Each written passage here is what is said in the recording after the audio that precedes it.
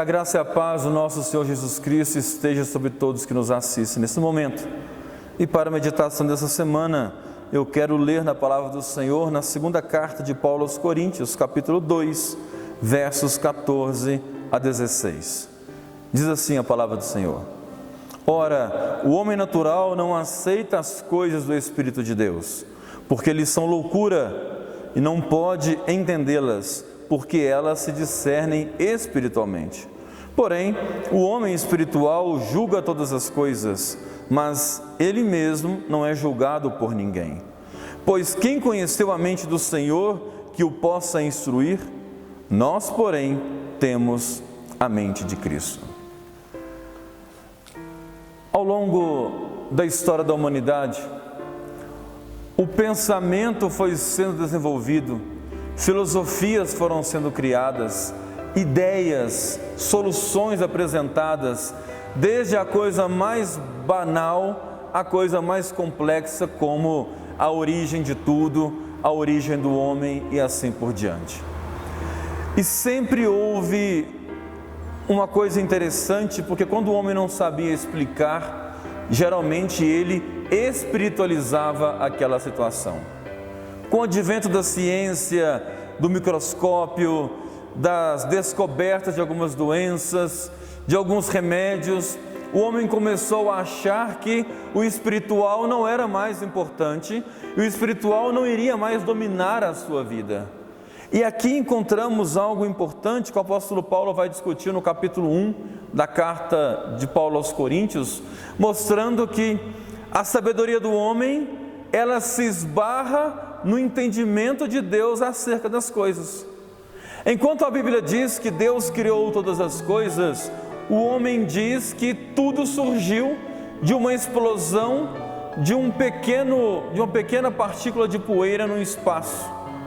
Enquanto a Bíblia diz que o homem é imagem e semelhança de Deus, criado a partir do barro, soprado nele o espírito da vida e tornou-se alma vivente, o homem tem a teoria de que um ancestral comum de uma espécie de macaco fez com que o homem surgisse e evoluísse ao longo dos milhares de anos. Quando comparamos algumas teorias científicas com o ensino da Escritura, eu particularmente acho muito mais fácil acreditar na Escritura, porque como é algo de Deus, nós não precisamos explicar todas as coisas, é apenas crer pela fé. E muito da ciência também é crido pela fé, porque ela não pode explicar, ela não pode provar, ela não pode conferir a prova e continuar assim fazendo os testes, porque não é possibilidade disso acontecer. Portanto, ou cremos naquilo que Deus disse, ou cremos naquilo que o homem disse. E sempre é melhor crermos naquilo que Deus disse. O texto diz que o homem natural não aceita as coisas do Espírito porque eles são loucura.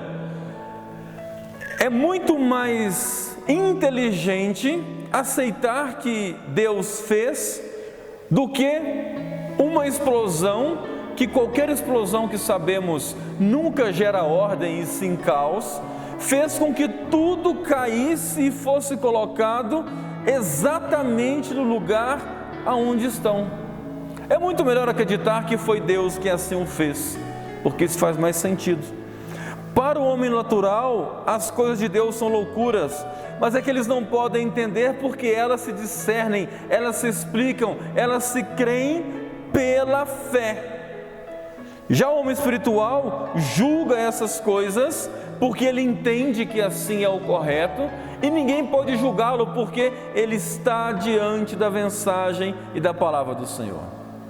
Meu conselho para você é: entre escolher o que o homem disse e escolher o que Deus disse, escolha aquilo que Deus disse, porque no fim de todas as coisas estaremos diante de Deus e ali prestaremos conta de todo o bem ou mal que temos feito. E nenhuma ciência irá salvá-lo da condenação eterna. Nenhuma ciência consegue fazer com que esse vazio interior seja preenchido. Mas o Espírito Santo do Senhor consegue. Acreditar em Cristo consegue. E a sua vida, com toda certeza, será transformada quando você discernir as coisas de Deus espiritualmente. Que Deus abençoe você, a sua família, em nome de Jesus.